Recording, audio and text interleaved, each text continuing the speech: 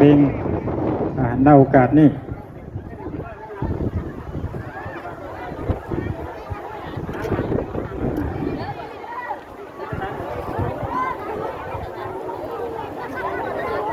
ขณะนี้ประธานผู้เงินบุตรวงศ์ประธานซุ้มแพกำลังขึ้นวางพิธีวางกลางดอกไม้กันบักเบง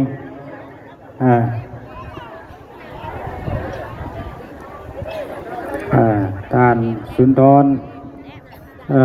ท่านสุนทรพรมณีเลขาปากฐานท่านทองดีวันนี้จันทร์จะบักเบงหน่อยเลยเด้อกันหน่อยสาธุสาธุสาธุอนุโมทามิ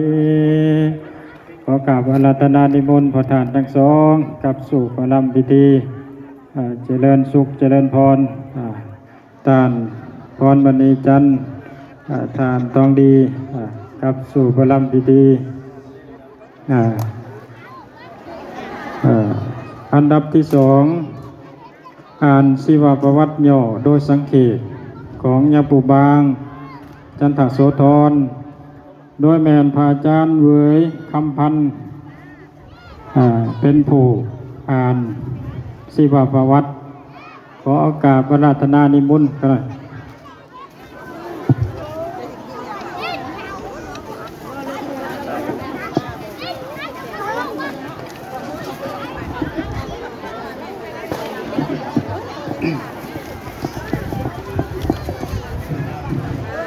โหลดทดสอบ1 2 3ขอน้อมไว้คุณพระศรีรัตนตรัยที่เป็นต้นโพใหญ่ต้นไทรงามแห่งพระบวรพุทธศาสนาขอน้อมไว้วันทาพระอาจารย์ใหญ่แก้วอุดรโสติธรรมโมเจ้าคณะอปสเมืองจำพรขอน้อมนมัสการญาทานพระอาจารย์พระเถรานุเถระทุกองค์ด้วยความเคารพอย่างสูงที่ได้มาร่วมงานฌาปนกิจศพของยาพ่อบางจันทโสธรที่วัดสมสะอาดบ้านนาเตยเมืองจำพรแขวงสวรรณเขตต่อไปขน้อยเรือตมาภาพได้รับสันธานุมัติจากคณะสงฆ์เป็นผู้ผ่านชีวประวัติย่อของยาพ่อบางจันทโสธรโดยสังเขปดังต่อไปนี้ยาพ่อบางจันทโสธรเกิดเมื่อวันที่5 เดือนกรกฎปีคศ1952ที่บ้านนาเตย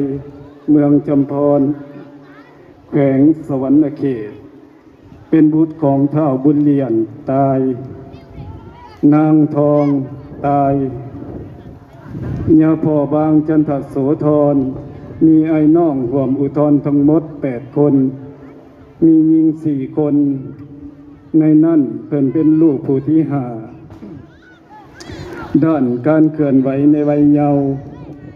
ปีคศ1959หาปีคศ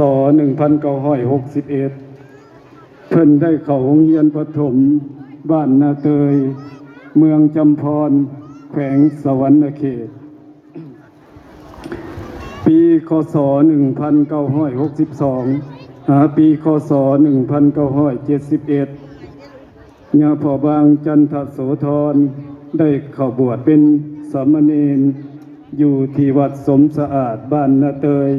เมืองจำพรปีคศ1972หาปีคศ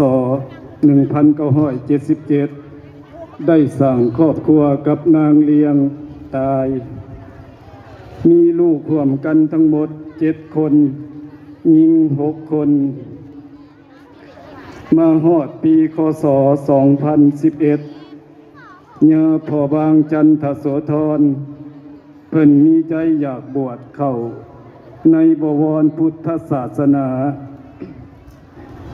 เลยได้เข้าบวช